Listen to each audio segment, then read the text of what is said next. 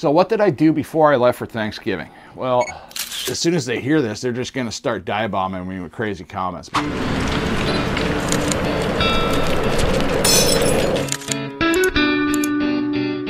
Hey guys, I want to welcome you back to, let's see, this is 83 days of carnivore, ketovore type eating lifestyle.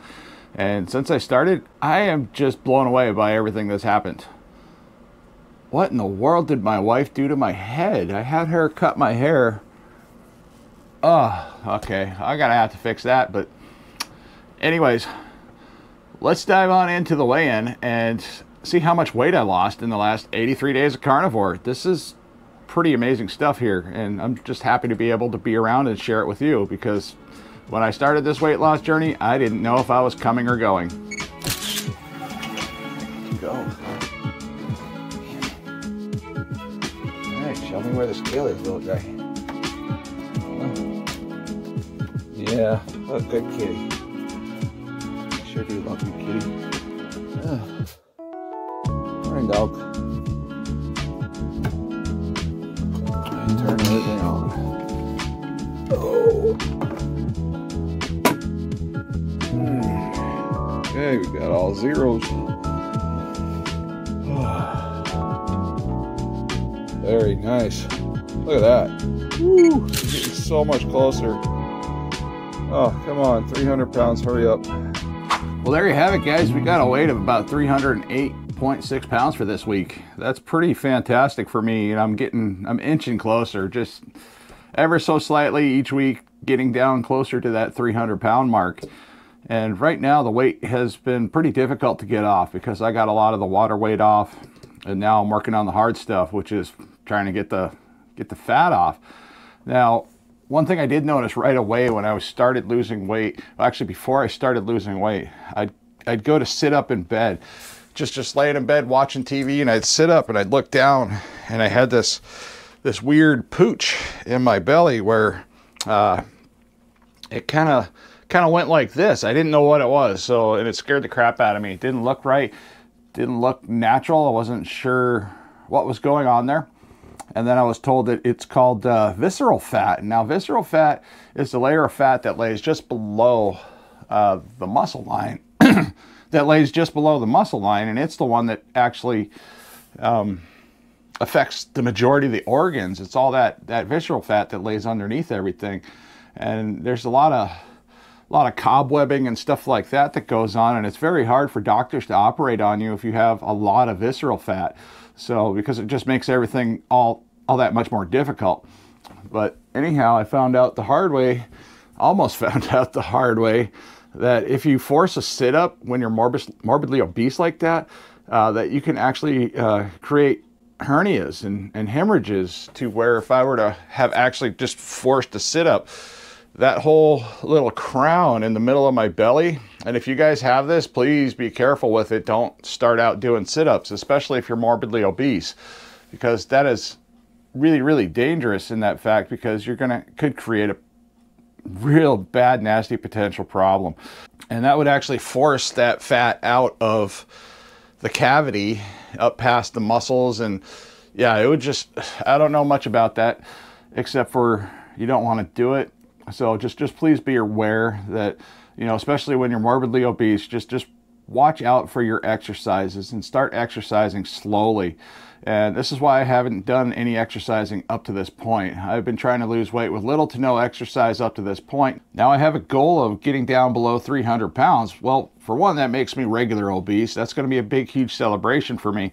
But for two, that was the time that I was planning on, this is just all part of my plan that I came up with before I got to this point, is that I wanted to start exercising at that point and start exercising as a regular routine. The closer I get, I'm kind of inching towards like wanting to exercise like right now, but I really want to stick to my plan. I'm not sure if it's the best idea in the world, but I'm going to just stick to my plan and try to get down below 300 pounds. Then I'm going to start doing some light introductory type exercises to hopefully get my body realigned and back into shape, so I can do a lot more, especially with my wife and kids when they're out in the summer times. My wife loves to go fishing. So if you could do me a favor before we get too far into this video, if you could smash that like button. And if you're watching on a TV, it's not that hard. Just pick up the remote control and just push up a couple times and push over to the right hand side a couple times and just hit that OK button, and that'll smash the like button if you're on the TV. And also, let's see, if you could subscribe to the channel, that would be extremely helpful for me trying to get my message out there to the morbidly obese that, hey, you don't have to struggle to lose weight. I'm here and I have figured out how to lose weight with little to no exercise. All of this weight has been coming off with little to no exercise. And guess what? This is only week 28. So let's get on into the weight loss results, because I find that a pretty important part of this video. Last week I was weighing in at 311.9 pounds. This week's weight was 308.6 pounds. That's a total weight loss of 3.3 pounds. Yes, I feel pretty happy now. I got another 3.3 pounds off the bones. Hopefully it doesn't come back next week, and that's the fun of this. You never know if I'm gonna succeed or if I'm gonna fail. Who knows? With the stuff I've been doing, I could just randomly have a heart attack, and we all know that people are dying of strokes every day just out of nowhere. We're not sure why that's happening. They're just mysterious strokes that have been happening ever since the pandemic started. I'm not going to get into that too much, but I will put out there that that's a possibility, especially with I have been double vaccinated, and I did that on my own doing. That wasn't something anybody pressured me to do. I just went and did it because I thought that things were just going to go that way, and it might be a good idea, even though I knew better, and these things were unverified and they weren't exactly tested out for the long term. But anyhow, just so everybody's aware, if something ever should happen to me, I mean, you can point your fingers in whichever direction you want. Now, when I started this weight loss journey, I was at 435 pounds. I was miserable. I was almost bedridden. I could barely walk. Just doing daily things like going to the bathroom or taking a shower and taking a bath when my family was away for a funeral, that almost killed me. That's another story, and I'm going to save that one for another day, because I do have plans for that story to talk about that. I was in a very bad place at that time. When I started this weight loss journey, I was at 435 pounds. This week, I'm down to 308.6 pounds. That is a total weight loss in 28 weeks of 126.4 pounds. I mean, that number impresses me at times, and I'm the one doing this journey. I find all of this miraculously hard to believe, because my entire life I've been told, do this, do that. Nothing worked. My doctors told me, lose weight, maybe eat less. Here, talk to this doctor. Here, talk to this physician. Here, take this prescription. Yeah, that was something that happened as well. The doctors prescribed me Ozempic at one time, and now I understand why they prescribed me Ozempic at one time, because I came in, I was 435, potentially heavier than that. I'm not sure. I didn't figure up the math that they have. They weigh in kilograms, and at that time I wasn't really even focused on losing weight. I didn't even see the problem until until I could barely move. I could barely get out of bed, and I was having to quit jobs because my weight was just so bad. Anyhow, yeah, they prescribed me Ozempic, and that was their last-ditch effort to hopefully help me lose some weight. And that was pretty scary for me. Yeah, you can see where I was going there. So anyways, it was Thanksgiving this week. I just wanted to say happy Thanksgiving to everybody. I hope nobody had to sit at home alone, because that's horrible. I sit at home alone a lot. I sit here in my head all the time. I'm always thinking about, you know, other people and how they're feeling on the holidays. I'm more concerned about them than I am myself. I'm more concerned about my family having a good time than I am about myself having a good time. So yeah, this Thanksgiving, I was super worried about Thanksgiving. By the way, everything went great. I had a good time with family. There's a bug going around. I don't know if anybody's catching it. I don't think I got it, but it is a thing. It's a problem. Yeah, I believe my sister-in-law is suffering from it. So what did I do before I left for Thanksgiving? Well, I had a plan. It wasn't a very solid plan, because I didn't come up with it right away. I was thinking about it. I was talking to other people, talking to other channels, you know, brainstorming amongst coworkers, like, all right, what am I going to do? And everybody else was curious too. They're like, hey man, what are you going to do for Thanksgiving? And I'm just like, well, I don't know. So we're just going to go with it, and I'll come up with something, which I tend to do, like right off the last minute. So anyways, Thanksgiving choices. What did I do? Well, before I left the house, I made this conglomeration of a previous video I made, which is sardines and tuna fish. So I made something like that, and I made an entire bowl. I didn't make as much. So I used one small can of sardines, and then I added in 2 small cans of tuna fish, threw in some celery, some dill pickles, you know, some healthy type, Primal Kitchen type mayonnaise. And then I added some dill pickles, chopped them up real nice and added them in there. And I ate that entire bowl before I left. Now, sardines have been known to just put my body straight into ketosis, and I'm just taking off. I'm like a little race car. I just feel like I'm losing weight for the entire day. So that was a fantastic idea. So I felt great doing that. And then the second thing I did is I went, because I have really good water here, so I made sure to fill up all my water bottles, toss them in my work bag. And then I made one of my regular bottles of electrolytes to take with me, because I didn't know what drinks were going to be available. And Wasillo's water quality, it varies depending on where you live and, you know, what area of town you live in, because sometimes you have really good water, sometimes you have iffy water, and other times you got water that's just full of iron, and it's like a blood red type color. So yeah, I packed that bottle of water, and I used that while I was out at my sister-in-law's house. Now, not to mention, the entire trip out there was a rainy freaking trip, and I couldn't believe it. Now, we live in Alaska. That's not the best thing you want here. You don't want freaking rain in the wintertime here in Alaska. So I was already a bit paranoid. I had to bust out the minivan that was already stuck in the ice, and I got that out because I didn't feel like driving the Jeep all the way out to Wasillo. My little Jeep was a good idea because I don't have brand new tires on it. It's good for putzing around town, but it's not good for you know, driving on the highway. And we got these horrible ruts that they just take the vehicle back and forth at times. So yeah, it wasn't a good idea. So what is going on with that? All right, well, anyways, we're just leave that alone there. My little kitty Dusty Butt here wants to be part of the show. I'm surprised Gray Bear hasn't bombed the camera yet. She loves to bomb the camera. So when I got to my sister-in-law's house, everything was fantastic.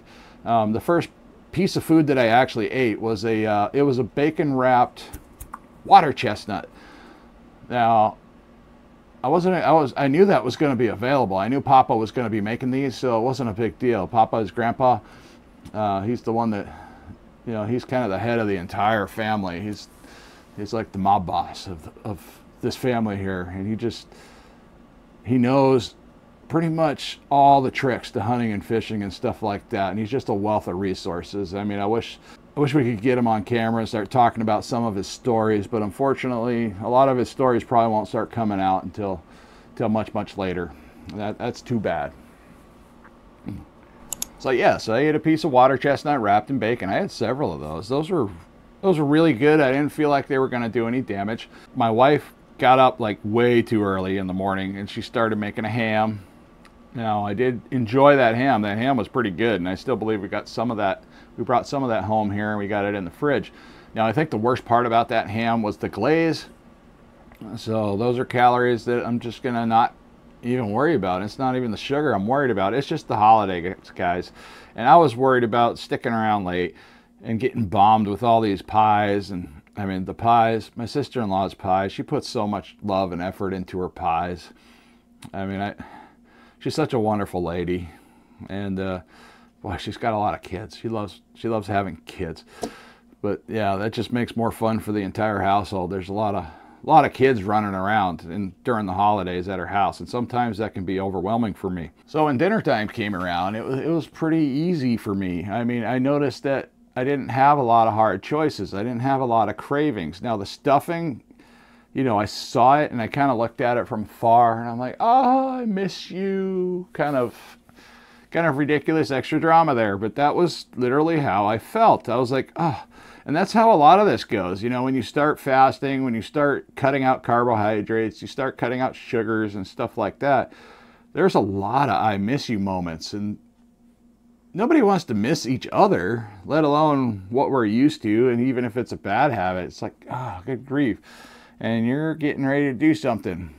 Never know what this one's going to do, because, yeah, she was sleeping on my face this morning when I woke up, and I have a CPAP mask on, so that thankfully it was pumping air into my mask, and She was kind of covering up because she likes to feel the breeze on her fur, which is a little strange. Oh, she's gonna start kneading on me. Or he. I keep forgetting that. We got this cat and we thought it was a she. It turned out to be a he because now it got nards. Yep. But we love it just the same. Thanksgiving dinner. I went and got a bunch of my wife's ham that she made, and then I went mainly for the dark meat on the turkey, and that was about it. That was pretty much my plate. I didn't have anything else. I didn't go for any of the vegetables. Green bean casserole has never been my thing, never like that. I do like mashed potatoes, cranberry sauce, you know, stuff like that. I like that. I just stayed away from basically, stop that. You're gonna make that sound funny. I stayed away from basically everything, and it wasn't a super huge deal. Now, a little bit of advice for anybody else doing carnivore, and unlike my vegan friends that I've had in the past where they have to just smear it in your face, I'm a vegan, I can't do this, I'm a vegan, I can't do that. I don't care that you're a vegan. Don't rub this in people's faces. It's not their journey, it's your journey. And you just got to keep it that way. I mean, you want to be civil about these. This is why I have a hard time with vegans, because for starters, I see them and they have an obvious hormonal imbalance right off the bat. And as soon as they hear this, they're just going to start dive-bombing me with crazy comments. But yeah, they're argumentative, like right off the bat, because you say anything about being a vegan, they get hurt feelings and they call you an animal killer and a murderer and stuff like that. You're throwing chickens in a blender. It's like, okay. You're killing a lot more animals by being vegan and vegetarian than people are by being carnivore. Because when you're carnivore, you're only worried about one animal at a time. Now, when you're vegan, you're killing all the animals that come into the barnyard, because guess what? Those farmers, they kill anything and everything that moves because it's getting close to their crops and profits. Anything. We're talking about little fluffy bunny rabbits to every kind of bug and insect. The honeybees that pollinate these other plants for these vegans to eat, yeah, you're killing off those too. I mean, so the whole cycle of whatever they're doing is so upside down and backwards, they just don't see it because they're hormonal and can't focus correctly. So with carnivore, that kind of like makes things clear because you lose the brain fog and all that stuff is made more obvious. So yes, Thanksgiving was a complete success for me. I was really happy to have a great Thanksgiving with my family. So let's see here, the scale I'm using. People wanted to know about the scale I'm using, and I do have a picture of that somewhere. And I'm going to see if I can find that quickly. Nothing ever happens quickly when I'm on camera because there it is. Okay, there we go. I'm going to put this image up here on the screen as I talk about it. Now, I'm shooting myself in the foot here by putting this out there because I don't have an Amazon affiliate link, and I could potentially be making a little bit of kickback if somebody were to go out and buy this scale, and that would probably be my luck. Everybody's going to go out and buy it. I wouldn't personally recommend this exact scale. If you like the scale that I have, by all means, go out and buy it. But it's only $106.99. It's called Tortuga Professional Medical Floor Scale, and it's supposed to be good up to 440 pounds. That's high capacity digital physicianal scale. And it's kind of nice because you just mount the little thing on the wall. Now, if the power does go out, it does take battery, so it can run off battery power as well. And I mounted it where it is in my house because just below it, there's an electrical outlet right there. And that was just the easiest, safest place I could put it without it getting destroyed by the kids or family pets. And so far, it's done pretty good. I'm sure the scale base has dropped on the floor more than once, and nobody's told me about it. But stuff like that could affect the accuracy of this scale. And now, for the most part, this scale has been incredibly helpful, especially for my sanity. Now, using that other scale with the spring, that was literally hurting my head. That was driving me nuts. That was giving me, you know, scale anxiety, and that's stuff I don't need. I got enough anxiety as it is. So yeah, we were just getting away from one scale and moving on to another. And yeah, I'm extremely thankful for the purchase of that scale. And the reason I purchased that scale, I purchased it off an HSA account that I had. I didn't even know what an HSA was, but I found out about 6 months after I left the company that I had all this money saved up, and it was a substantial amount. This is money the company didn't even tell me about. And that company was 10 Roads. Now 10 Roads handles all the trucking aspects as far as the United States Postal Service goes around the majority of the country. Now that's all the bulk mail that moves around, and I'm a truck driver, so I was, you know, working for them. Well, things fell through with them, but yeah, they never contacted me or sent me any mail or information about all, and it was a substantial chunk of money that was sitting in this HSA. And then as soon as they found out that I found out about it, and I got the card, the first card, it was like almost immediately, oh, well, we can't have him on this plan. And I believe the first plan was like further, and then the next plan was health equity. So they took my money from a previous account, moved it over to another account. And with health equity, what they like to do is they chisel away at that account. If I don't use that account, they were taking out $2 to $3 every month for a service fee. And now they already have my money in an account which is invested similar to a bank. It's already making them interest, and now they're charging me a service fee just for my account existing. Yeah, I wasn't happy with that. So once I started seeing the numbers drop, I think I lost a total of 30 or 40 bucks, you know, over the time period that I didn't use it, because, you know, I started using this HSA account to buy stuff like a CPAP. Yeah, I bought a ResMed AirSense 10. With that HSA, I bought the scale. Now I've been buying other stuff, health related. You know, they're probably going to debate that for tax reasons, but I really don't care. It's like, whatever. I got to pay a little bit of taxes on something because it doesn't necessarily mean it's, you know, health related. Don't care.